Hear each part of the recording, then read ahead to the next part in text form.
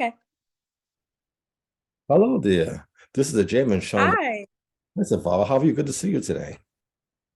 Good to see you too. Okay, this is the Jayman show on WBCA 102.9 FM, Boston local community radio station. I'm your host, Jaiye. My guest today is producer, actress Zahara Farrar. Did I say it right? Zahara. Zahara Farrar. Okay, Zahara. Okay, yeah. Okay, well. Mhm. Well, anyway, so I was so good to see the show today. I mean, I saw you in some films, and especially on tomorrow episode of tomorrow's teaching, and I was like, wow, this was amazing. I want to hear how much. So, Thank you. so can you tell me about yourself, how you got started in acting? Okay, yeah. So my name is Zahara Farrar. I'm originally from Philadelphia, born and raised. I I guess around kindergarten I had my first play. It was The Wizard of Oz. I didn't have a big part in it, but I was just like one of the background actors, just standing there like a tree. But after that, I realized that I wanted more from acting. I wanted to do more. I wanted to get out there. I wanted people to see me. So I started going out for little theater auditions and things like that. But at the time, my parents really couldn't afford to send me to like the top-notch acting classes. So I just did what I could. I would say all the way till eighth grade, I was just doing, little theater programs. Then when I got to high school, I joined the theater club there, and I realized that this is my passion. I love to act.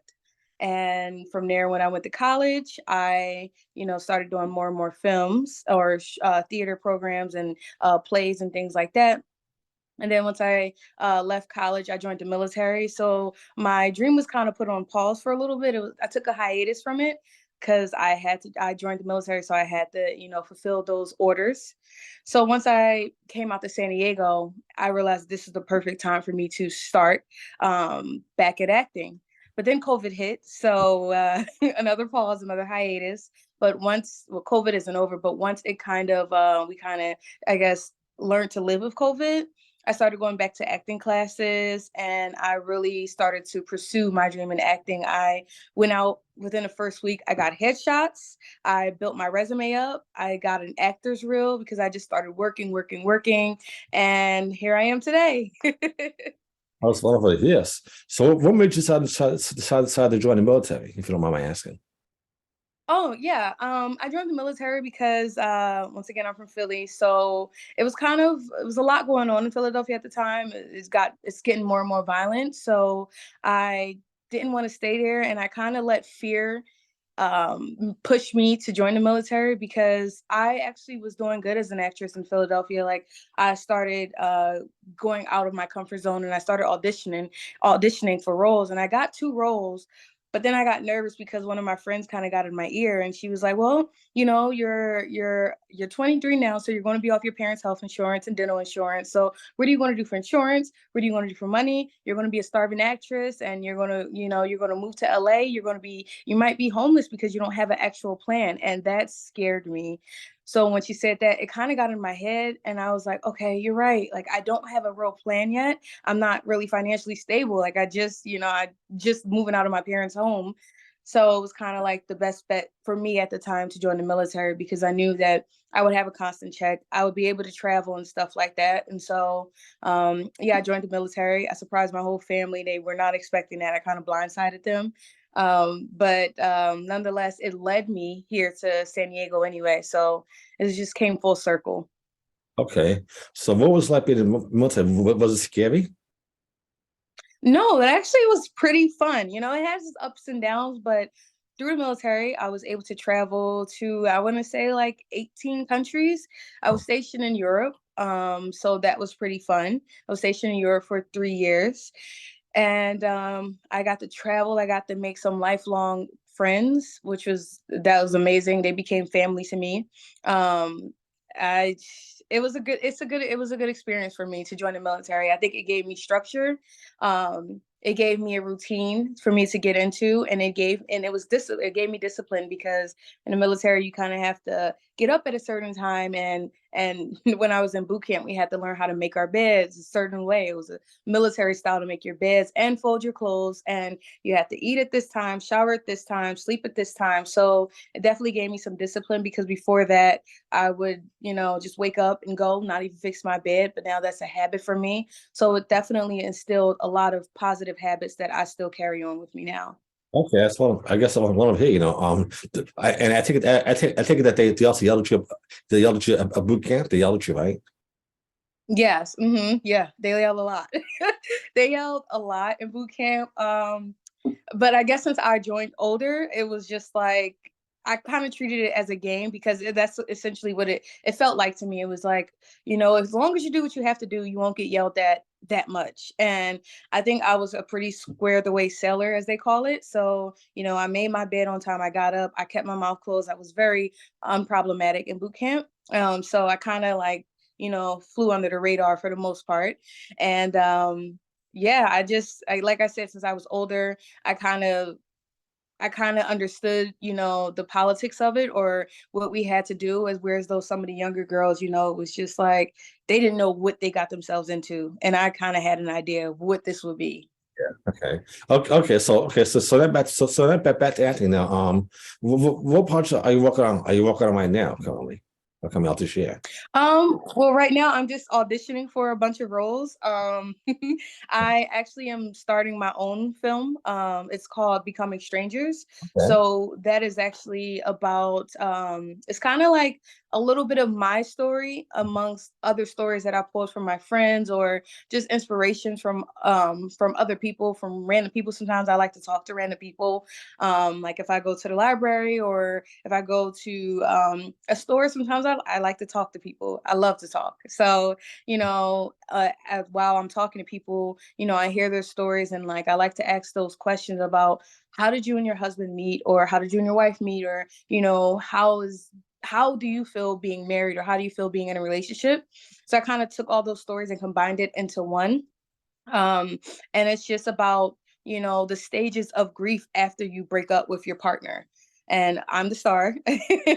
I wrote it, I starred in it, and I directed it myself. So I'm really excited for that to come out.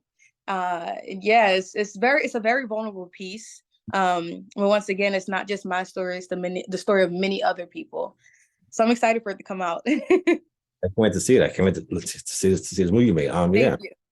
So are you also looking for extras to be in it, as well?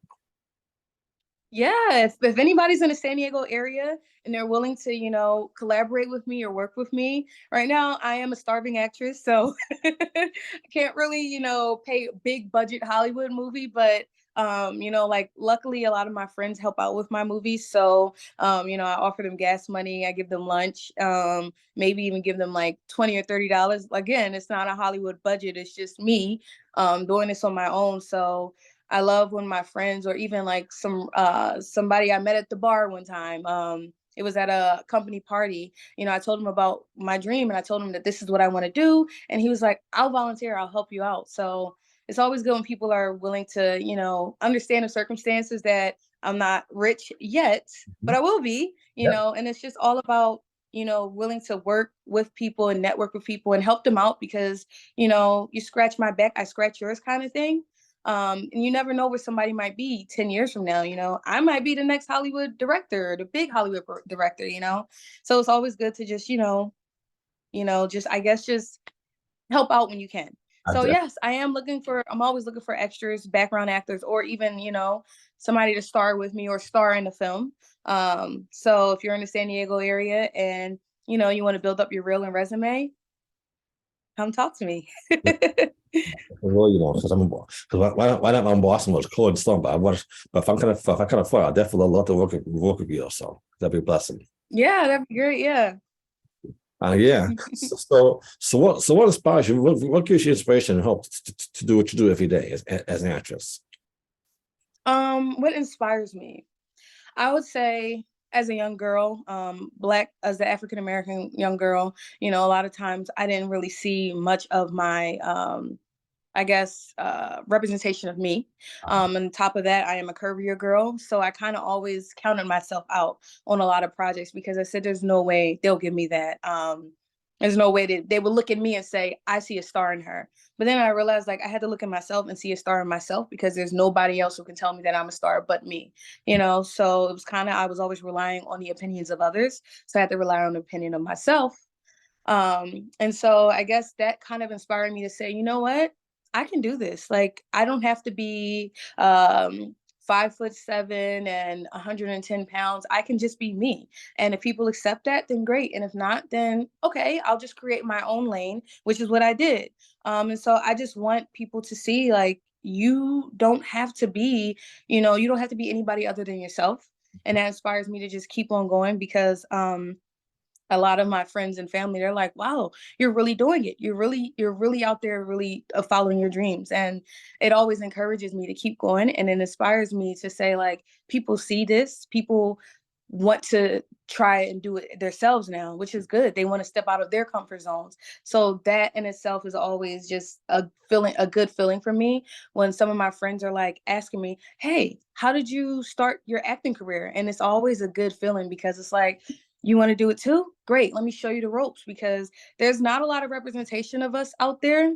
Or if it is, it's like sometimes it's a negative connotation on us. It's a negative look on us. So I just wanted to inspire people that you don't always have to play the drug dealer. You don't always have to play the hood guy in the movie. You can just be you. And if being you is this kid who likes anime and who likes to skateboard, then so be it. And write that in your script. So that's what I wanted. That's what inspires me. That's what keeps me going. Okay, that's wonderful. That's definitely wonderful here. So how do you deal? So yeah. So how do you deal with rejection? Rejection. That was that's, Oof. that was Yeah, that's a tough one. I don't take it personal. I realize that it's not personal, and I always say it's the most cliche line, but rejection is always God's protection. Or just because they say no one time, it's never a closed door. It could always be, you're not right for this role, but later on I might need you for something. Like I said, I never take it personal. I just take it as a learning experience because maybe I didn't give the director or casting director what they needed. So a lot of times I do like to follow up and say, hey, or what could I have done better, or what did you think? Could you give me some feedback? And I take that, I write it down, and I go and I work on that. Sometimes it might be, one time I almost landed the role, but the issue was at the time I couldn't cry on command. And so oh, I was like, well, God, like, how do you cry on command? So of course it helps you become a better actress because you start looking things up and you start to research and you start to do your homework. And so it's always a learning experience for me. Whenever I do get turned down for a role, I'm like, okay, it stings a little bit sometimes, especially when I see the person playing the character that I auditioned for. But I analyze that person too sometimes. I don't know if that's a good thing, but I do analyze the person who I know has the role that I did go out for. And I look at them and I say, oh, okay, all right, I can learn from them. They're actually evoking this emotion really well. And so I always take rejection as a learning experience. okay, I definitely agree. Mhm. Yeah. So since you've been in California, have you met any celebrities, famous people down there? No, no, not yet. But I do hope to one day be in the parties with them, or be in a meeting with them, or being at a table read with them. I do hope that. San Diego, it's kind of like it's not as big as LA, and it's not really for the entertainment industry. It is, but it's just smaller. So a lot of times you do have to go to LA for those to meet the celebrities. But what I learned is I went to Hollywood one time, and I learned that the celebrities are not in Hollywood because yeah, you look at Hollywood and you think it's this big street with gold pavements and Yeah. celebrities just here and there, but they're not. It's really just everyday people like me and you just walking down the Hollywood, what is it, Stars Boulevard? I don't even remember what it was called. The place where the stars are, the pavement. It's just regular people walking down there. But I've never ran into a celebrity. Like I said, I hope, speaking into existence, that one day I'm at a table read with them, or at at the Oscars or the Emmys. You know, you never know. Yeah. You and me both in the same boat, you know. I feel the same age as you do. Yeah, Yeah. So do yeah. you do you also sing? Yes, I do sing. I used to actually really want to be a singer when I was younger. Took some vocal lessons and things like that. But like I guess maybe around like 2020, I realized like I don't really want to be a singer. I really want to act. A lot of times though, it is easier to get a viral song on TikTok or Instagram maybe, and then you blow up, and then from there you can possibly go out and do acting. But I don't know, it just wasn't my thing. I also yeah, I just didn't. It's a lot of pressure to come up with a hit song, and obviously, like I'm a writer, but I'm not there yet. So it was kind of hard to always come trying to come up with a trendy song or a pop song. Mhm. That wasn't really me. It was more R&B. Um, and I realized like I didn't want to sing about heartbreak all the time, which is so funny because I made my first film about sad being sad or heartbreak and things like that. So long story short, I do sing, but I think my passion is more geared to more toward acting. Oh yes, me too. Me too. I definitely prefer acting and singing myself. I hear you. Yeah. So, what advice can you give? So what advice can you give people like myself that want to be actress or singer? What advice can you give them? Don't give up. Don't give up. Like I think like you said earlier, talking about rejection, it can sting, and after a while, maybe 200 no's, you might start to become defeated or feel defeated. But I feel like that's when you need to keep on pushing, because you never know, maybe the 200 first time that you ask or you audition, you might get that role. Mhm. It's just to just keep persevering, keep on going, don't stop, and don't let people get into your ear. Mhm. I think I know when I first started, people were saying, "You want to be an actress? Why?" Or "That's not going to pay the bills." And obviously, I let it get to my head because I joined the military out of fear, because somebody kind of projected their fears onto me. Never let anyone project their fears onto you. Don't give up, and just take everything as a learning experience, because you never know, you might get rejected for a role, and instead of learning from that, you're like, whatever, and you become cocky, and you think that, you know what, I'm the best actress in the world, they're missing out on something. I never ever try to do that. I never ever try to, I guess I never want to be cocky. I never want to come off as cocky. I always want to learn. Okay, if I'm not getting this role, could you tell me why? Could you critique me? Give me some feedback, if you can, if you have the time to, because that's always going to help me grow as an actress. So that's my advice. Yes, I definitely agree. So how did you get the how did you get that role in tomorrow's teaching? So that was wonderful role. I was like, wow, that's how I saw you. I was Oh yeah. So I have an account. It's called Backstage, and that's where a lot of actors go to look for roles. So I was on Backstage, and I just started applying like crazy um to different auditions and slots and things like that. And I saw tomorrow's teachings, and I just applied. I sent them my demo reel along with my headshots and resume. And then within the next day, they got back to me and said, "Hey, we loved your demo reel. Would you like to audition or have this part in this, play this part in this short film that we're doing?" And I was like, "Well, yeah, of course." So, I met up with them. They were super, super nice. The videographer and director, super nice, super welcoming. And I had the script like the night before. So I had to wake up in the morning, remember most of the lines that I could. And then once I got on set, we rehearsed it about 3 times, and it was like, okay, it's go time. So in tomorrow's teaching, a lot of that I actually did remember the lines, but a lot of it was also improv, just ad-libbing the lines and things like that, because it was definitely tough at first to remember the lines. I got a little nervous, and I felt like a little pressured, because I never had to remember lines overnight within or that same day. But they were understanding. Of course, they were like, yeah, just ad lib. And when I started ad libbing, the lines started coming to me, and I was like, okay, let's do it again. And once I got into the flow of it, it was like golden, and it just it just like, I don't know how, but the lines just somehow embedded in my brain, and I started saying the lines verbatim. So That's I do hope to work with them again. I'm super excited for the future with them. Um, yeah. Yeah, that was wonderful. That was a powerful episode. About how to treat people. With respect, despite where they come from. It's like wow. Yeah. Yeah, definitely, definitely. I think that that's the issue with the today is people don't embrace the differences in everybody in the world. Like for instance, when I first moved to San Diego, I think that I was super excited because in Philadelphia, we don't really have I guess we don't really have, well, in my city, in my neighborhood, it was predominantly Black. So when I moved out to San Diego, it was like, whoa, like this is like a melting pot. Because in Philadelphia, I kind of stayed in my neighborhood. But then when I got out here, it was like my neighbors are a different race. My coworkers are a different race. So it was always good to embrace different cultures, and you always learn from them.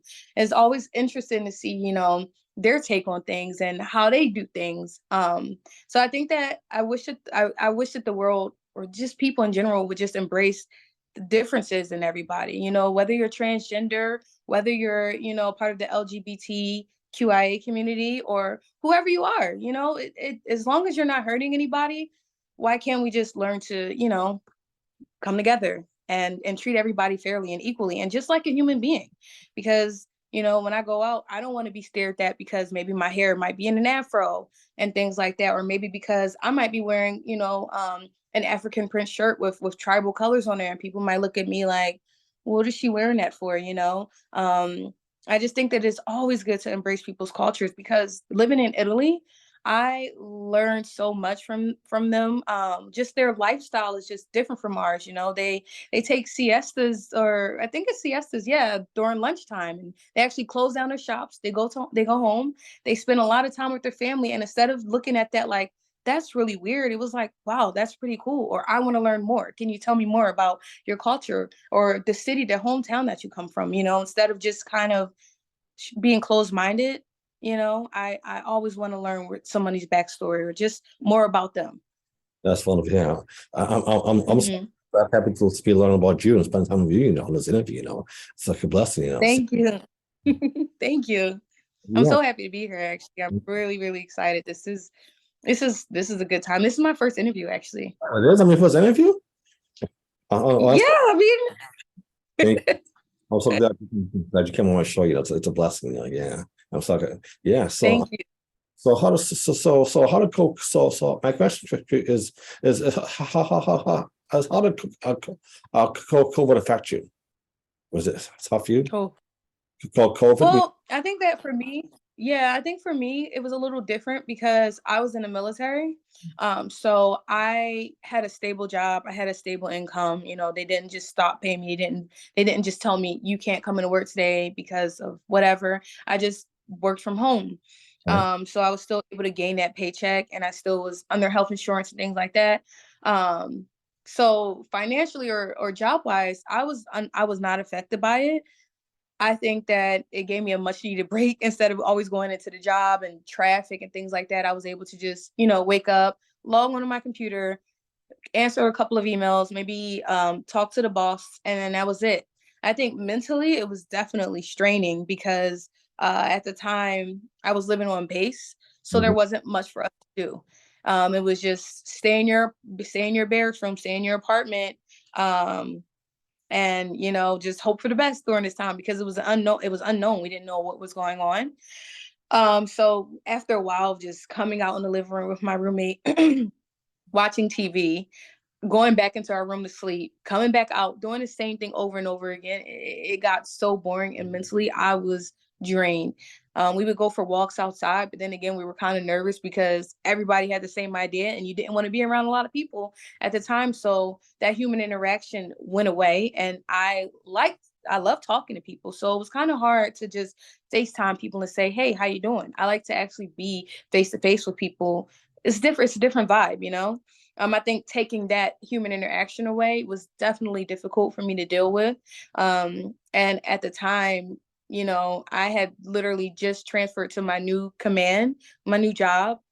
So it was a bunch of new people there, and trying to, talk to them on what is it, group me or things like that. It was difficult because I didn't know them. So, they would ask me questions and I didn't really know my new job like that. So it was like, I don't know, like I can't really answer that. And I just felt, kind of helpless.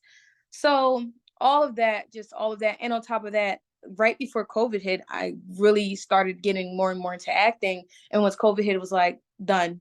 And that really it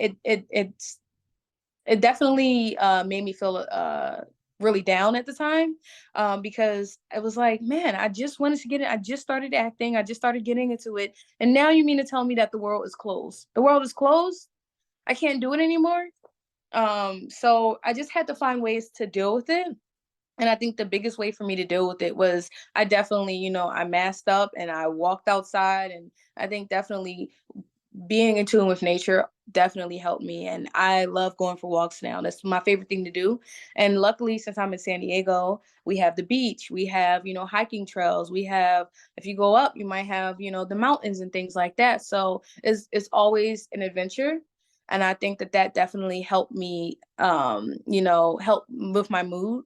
And then also on top of that, it was like, you know what, maybe this is just a time for me to rest, a time for me to, reflect on a lot of things and get myself together. And so I also took that time to, do some work, journal, and I I would definitely say I got closer with God during that time. I prayed a lot because it was definitely a tough time for me. And I think I even got closer to my family and friends because it was like, well, hey, how you doing? It was just like I would just randomly call them up more and more because I kind of, I didn't have anything else to do. So it what first started out as, all right, I don't have anything to do. Let me just call my brother or my sister and or my dad and my mom, became like routine. And like I talk to them almost all the time now. That's all I hear. I'm glad to hear that, yeah. Mhm. So do you think you might ever go back to school, maybe go back to college at some point, maybe? Yeah. Yeah, I definitely want to go back to college. I want to go for theater. I think that that's the best way to go for me instead of living on fear, because a lot of times, before my goal was to become a nurse. And because I knew that it would be a steady job, it would be, I would never have to worry about financially going broke. But then I realized that I don't think that I would be happy. That's not really my passion. And working in patient care right now, when I was in the military, it was always tough because you never knew who you were going to get as a patient. And sometimes they are not the nicest, which I understand. You might be in pain, or you might just have had a bad day, and you might take it out on the nurse or the assistant, the CNA, or things like that. So I understood. But I also realized then and there that this is not my calling. I don't think I want to work in patient care anymore. I just want to follow my dreams because life is short and you just never know. You never know. And if it doesn't work out, which I pray it does, then at least I can live my life knowing that I did try. I did try to follow my dreams. I did follow my dreams. Maybe it just didn't work out the way I wanted it to, but I did follow them. And I want that to be, the legacy when I look back on my life. I tried. I went for it. I went for my dream. I went for my passion. And a lot of people, unfortunately, I was one of them. They let fear run them. They let fear, you know, hinder their dreams and aspirations when it shouldn't be that way. And we live in a world where it's like, you have to do this, you have to do that, you have to do that. And sometimes even our parents instill in us, you have to go to college, you have to, become a doctor or a lawyer or a police officer or a nurse or something like that. But it's like, will I be happy? Will I be happy doing that? Probably not. So why not just, go for it? Why not just, I'd rather be happy and, man, living off of paycheck to paycheck than, having all this money, but I'm miserable and I'm dead inside and I don't even want to travel anymore because I just got off of a 12-hour shift and now I'm tired and I can't even get up and go to the gym, or I can't even get up and travel the world like I want to do. I'd rather just be happy and follow my dreams. So, yeah. They're just saying because like you, I don't want to I don't want to go to college yet, but I still wait, I still want to get I still want to get my social degree in the arts, so but yeah, Hmm. I understand how you feel, because even Yeah. even though I have a degree now, it's so tough trying to find a better job in Tammy field, So, yeah, it's like what you're saying. Yeah. Yeah. Yeah, it's definitely, I think that I definitely noticed that too. One of my friends, she has a degree and I don't even remember what it is, but she can't even find a job in her field. And nowadays, even if you have a master's degree, it's still hard to find a job.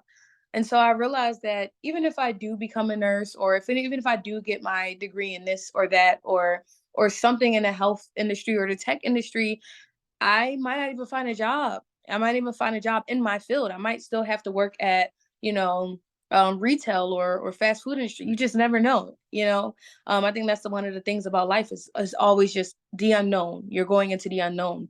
And so I guess for me, it was like, I'd rather, go for a degree in something that I love and something that I'm truly passionate about, and if it doesn't work out, then so be it. But hey, I have my degree in something that I love, instead of something that I kind of was forced into doing, or peer pressure into doing, or doing it because I know it was fear. Because I know with a nurse, I could make a lot of money. I would always have a job. And COVID taught us that nurses were in high demand and they were willing to pay big bucks to have a nurse, on the floor. But I knew then that it just wasn't for me. I'm just not a patient care person. I couldn't do it. It's scary having a life in your hands as well. And one fatal mistake could be the end of, a patient's life. And I knew that then and there that that's super risky, because you just don't know. And maybe in a couple years from now, my opinions will change. I'm like, you know what? I'm ready to do patient care again. I feel this way. But right now, after all I've seen, I think maybe I was burnt out from it. It was always, you know, and it was hard sometimes dealing with some of the patients, because their stories were like, pretty tough to hear. So I think that was all it was too, is I'm a very empathetic person. And when somebody's sad, I feel it.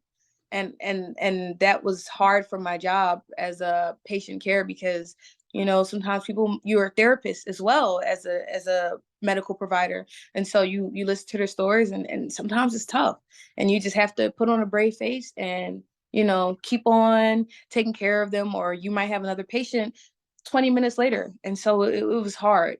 So I realized then and there that I don't think I could do it. But like I said, who knows? Maybe in the future, maybe I will like it. I never know. You never know. Life always just throws curveballs at you, and you have to just, catch them. I learned that. I actually learned that after my mother passed away. I learned that, how life goes. Yeah. After learn life's curveballs is not fun, I understand what you're saying there. Yeah. So how do you deal with racism? Racism sometimes. I know how does it affect you one as an African woman? How does it affect you? That's a tough question. I um sometimes it's a lot of times it's frustrating. Sometimes I just brush it off because it is what it is.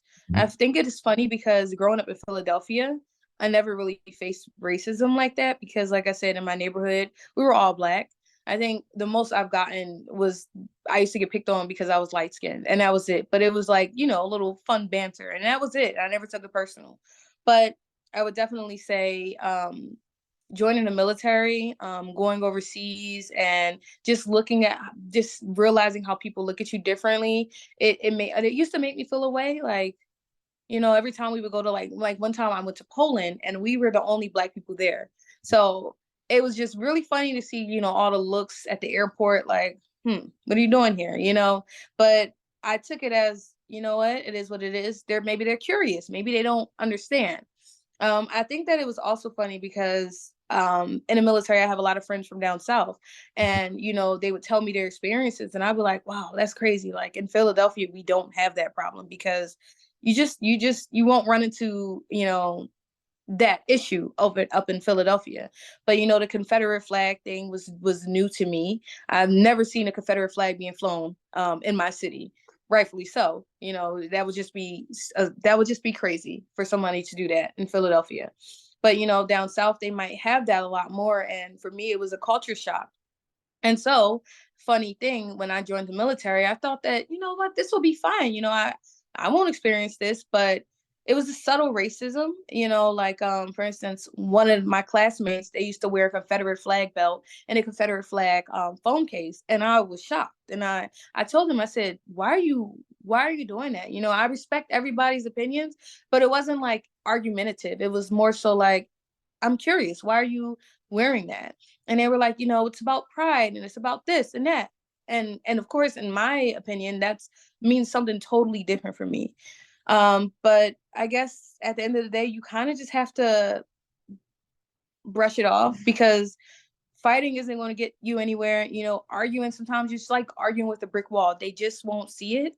And I guess unfortunately now I kind of just, I don't want to say I learned to deal with it, because, certain things I just won't tolerate. But if it's little small, subtle things, it is what it is. I guess I just I guess I just brush it off.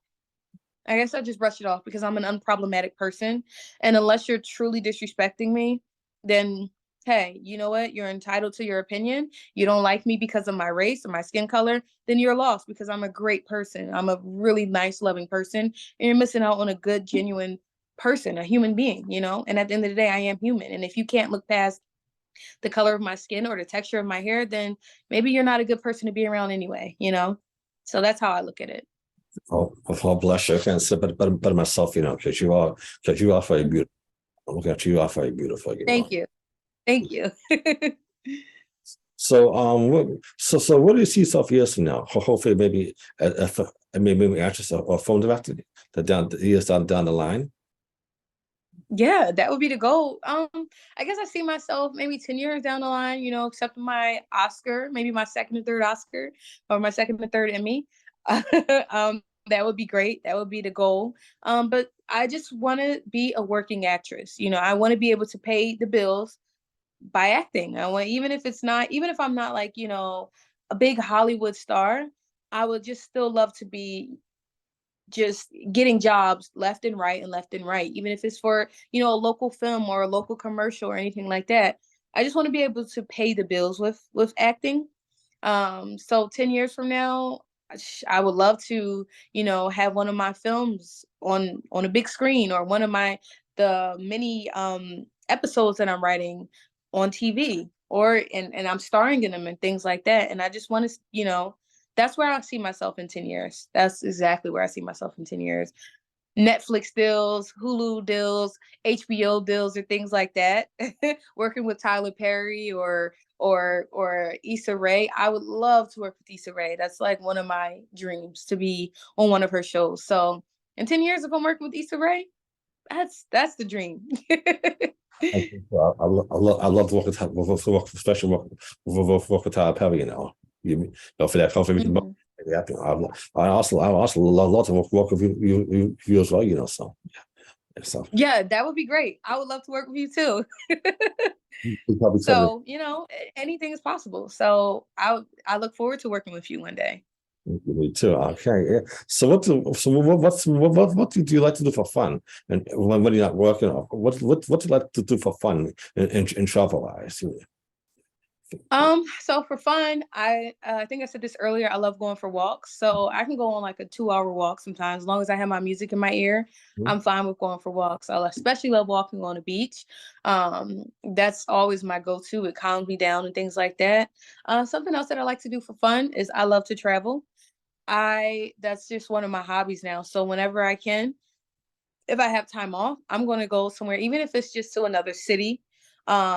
I'm down to do that. I love to explore different things.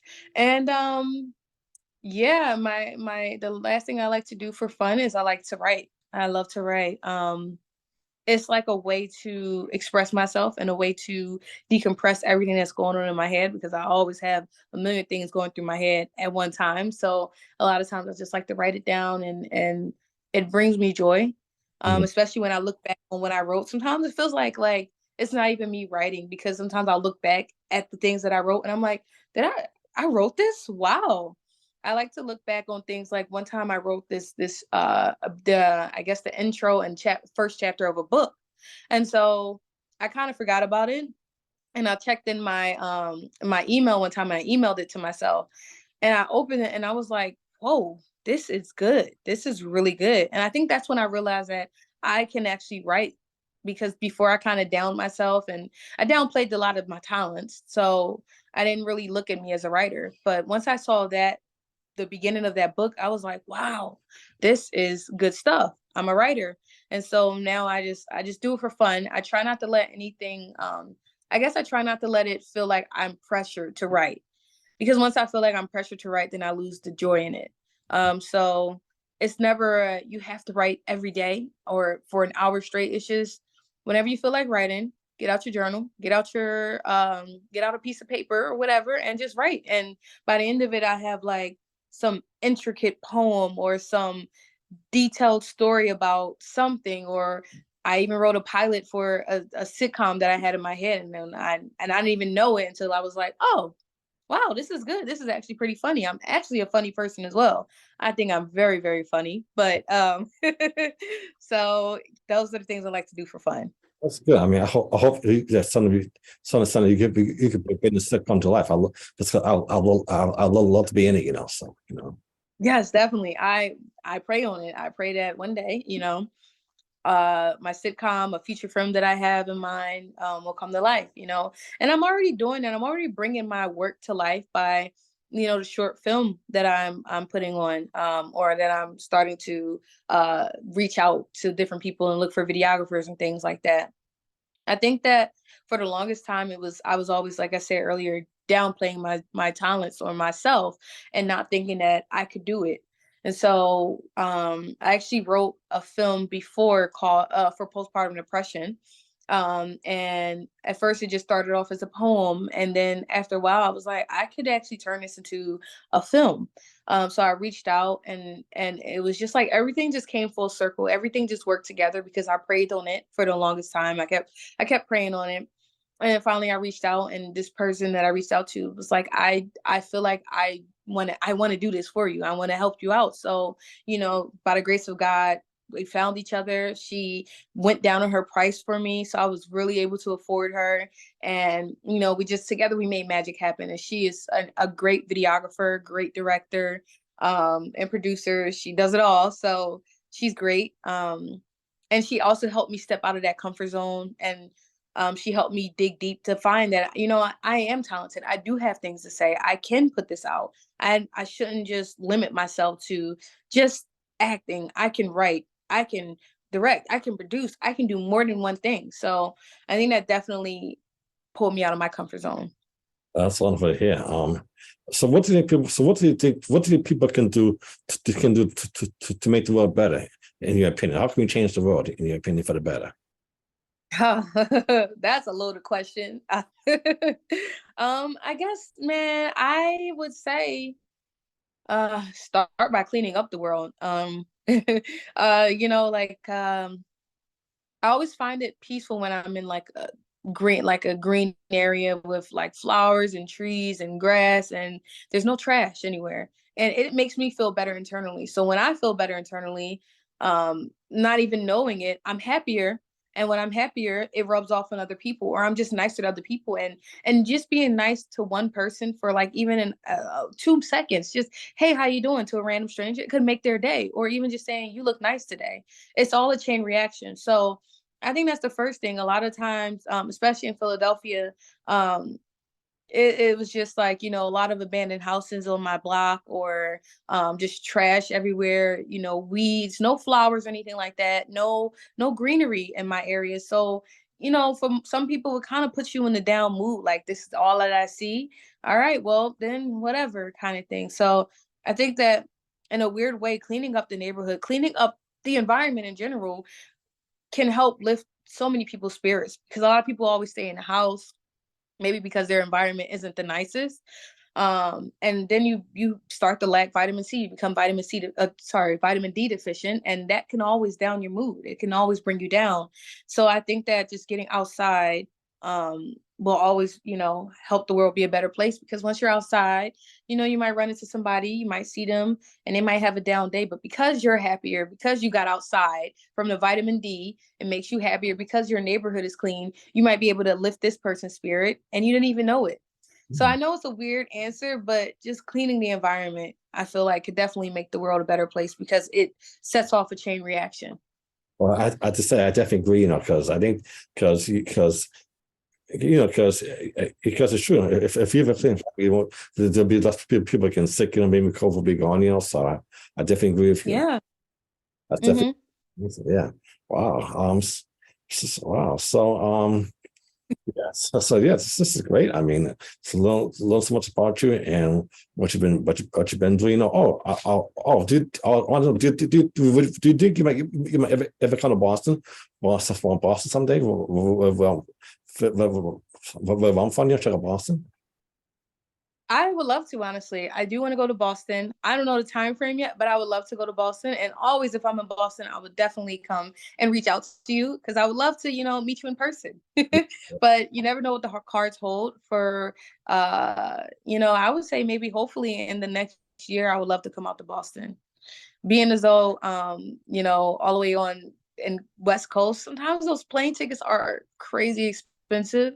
Wow. I That's one thing about a random fact. That's one thing I loved about Europe is traveling to Europe was so cheap. I could go from Italy to London and it would only be $33. Whereas opposed to here, yeah, it was so cheap. I got it. The most I paid for a plane ticket was maybe like $80 from like I think it was Greece to London. $80, and that was the most I've ever paid. But out here in America, it's a lot more expensive. From here to Las Vegas, it might be like $200 sometimes.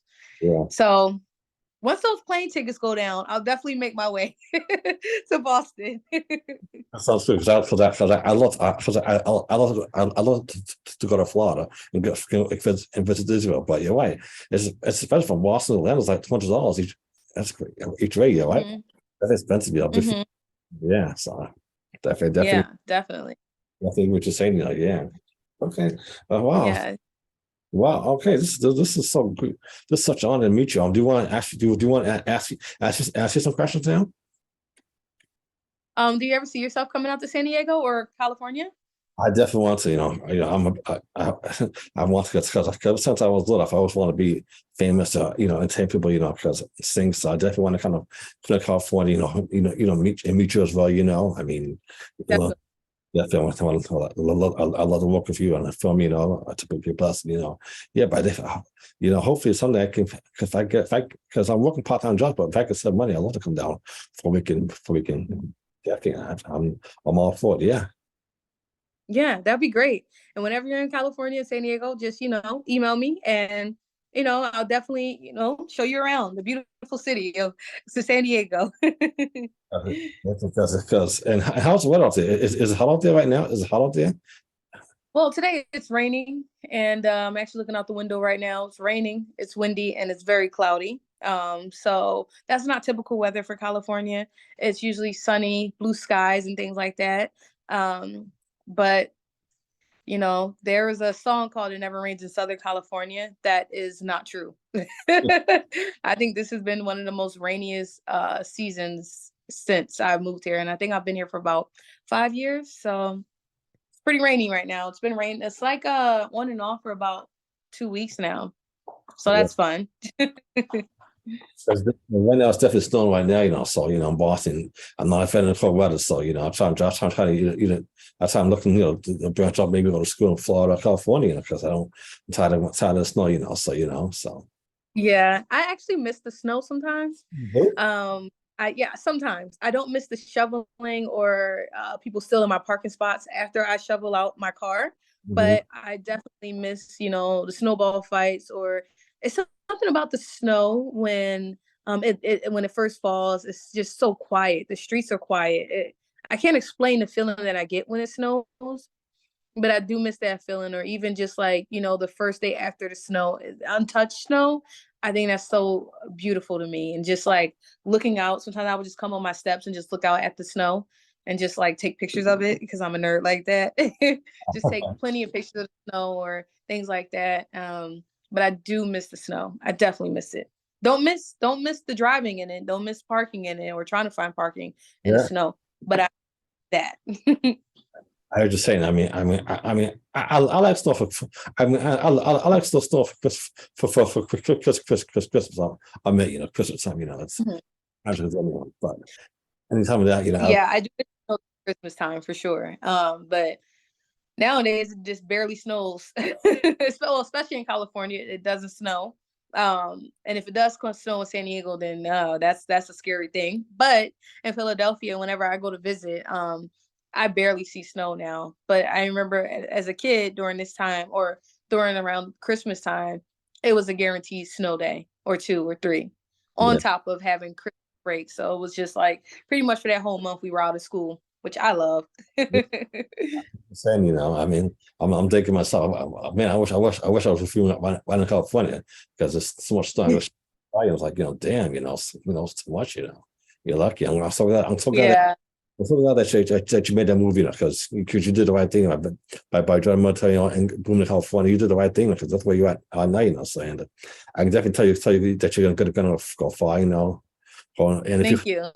if you come to Boston, we should probably come to summertime. You don't want to. You're not gonna come right now. Like, but so Yeah, I have to bring like snow boots and the whole snow gear to come out there right now. you don't want to do that. So that's it. Yeah, so yeah. So how can my fans find your social media now? Well, my Instagram is at Zahara _Farrar, F as in Foxtrot, ARRAR.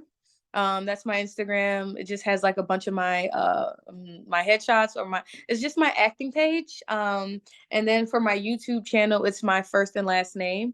I have a YouTube channel and I put all of my work on there. So if you want to check that out as well, you can always check that out.